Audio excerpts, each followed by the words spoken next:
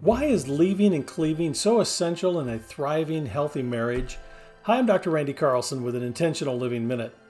It says right at the beginning of the Bible, in fact, in the second chapter, it says, "A man shall leave his father and mother and be joined to his wife, and they shall become one flesh." Two things. What does that mean, and why is it in the Bible anyway?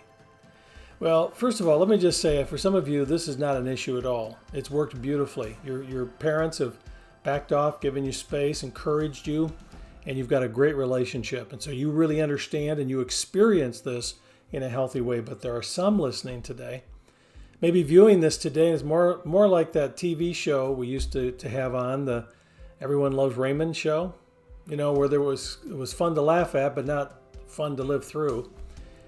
And if you're more in that category where you find that your in-laws or your parents and you love them dearly, but they're just too enmeshed and ingrained in your life or the life of your spouse, and you want an answer.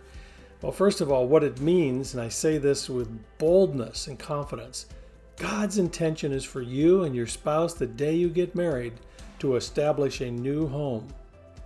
That doesn't mean you don't welcome your parents into your home, into your life.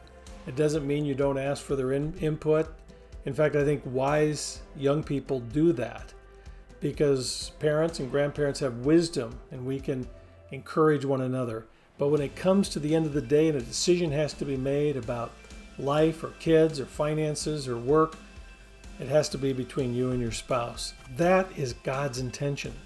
That's the why, but also I guess the important thing is to understand, what does it really mean? Well, what it really means is if you don't do that, the foundation of your marriage is going to be buckled. It's going to be destroyed. Intimacy will be crushed. Doesn't mean your marriage will fail. Many times it does. But if it doesn't fail, at least it's going to be under a great deal of stress.